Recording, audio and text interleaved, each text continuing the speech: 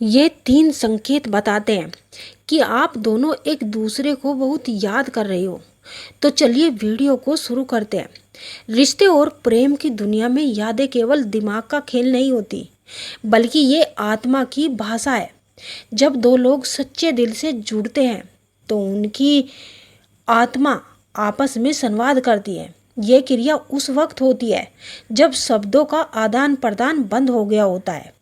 मनोविज्ञान भी मानता है कि याद करना कभी एक तरफा नहीं होता, बल्कि उस व्यक्ति की भी भावनाओं की प्रतिबिंब होती है जो उसी पल आपको कहीं ना कहीं याद कर रहा होता है। कैसे पता चलता है कि आप दोनों एक दूसरे को याद कर रहे हो? तो आइए जानते हैं। पहला संकेत, अचानक से उसका ख्याल आना।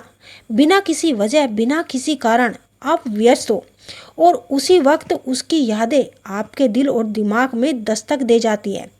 जब कोई इंसान लगातार आपके बारे में सोच रहा होता है तो उसकी ऊर्जा और भावनाएं आपके अवचेतन मन तक पहुंच जाती है, इसलिए आपको अचानक उसकी याद आने लगती है। अगर इसे आध्यात्मिक दृष्टिकोण से देखें तो कई ऋषि मुनियों ने भी कहा है कि आत्मा की तरंगें शब्दों से भी तेज होती है। जब कोई गहराई से किसी को याद करता है तो आपकी आत्मा उसकी पुकार सुन लेती है। दूसरा संकेत, जब आपको लगता है कि आप उसे भूल चुके हैं, उससे दूरी बना चुके हैं, उस वक्त उसकी याद आपको, उसका सपना अचानक से आपके दिमाग में आने लगता है। समझो वो आपको बहुत याद कर रहा है। तीसरा संकेत, कभी कभी आपको बेचैनी महसूस होने लगे। आपको लगे कि आपका मन भारी हो गया है, या दिल की धड़कन तेज हो गई है, या अचानक से आपकी आंखों में आंसू निकल आए बिना किसी वजह के। तो ये एक भावनात्मक संकेत है। जब कोई आपको बहुत याद करता है तो उसकी बेचैनी आपके मन में उतर कर आती है।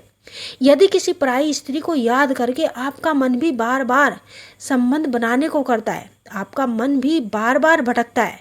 दोस्तों, आजकल अनैतिक संबंध बनाना लोगों के लिए आम बात हो गई है। वो संबंध बनाने से पहले ये भी नहीं सोचते कि इसका उनके जीवन पर क्या बुरा असर पड़ सकता है। हर किसी के मन में बस यही विचार चलता है कि कैसे वो अनैतिक संबंध बनाए। आजकल तो चाहे लड़का हो या लड़की, कई लोग तो प्रेम जैसे शब्दों का इस्तेमाल करके भी रिश्ता बनाना चाहते हैं। अगर हम बात करें बाइबल की, तो बाइबल में लिखा है कि यदि हम ईश्वर के बनाए नियम को तोड़कर अनैतिक रिश्ता बनाने की कोशिश करते हैं तो ईश्वर उसे सजा जरूर देते हैं। यौन क्रिया के लिए पति और पत्नी का रिश्ता बनाया गया है ताकि नैतिक और अनैतिक रिश्ता में फर्क किया जा सके।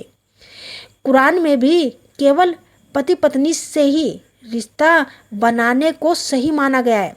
कुरान में कहा गया है कि मनुष्य को पराई स्त्री से रिश्ता बनाने के विचार भी मन में आने नहीं चाहिए, मन को भटकाना नहीं चाहिए, क्योंकि ये अपने मन का भूख मिटाने का एक सबसे शैतानी तरीका होता है।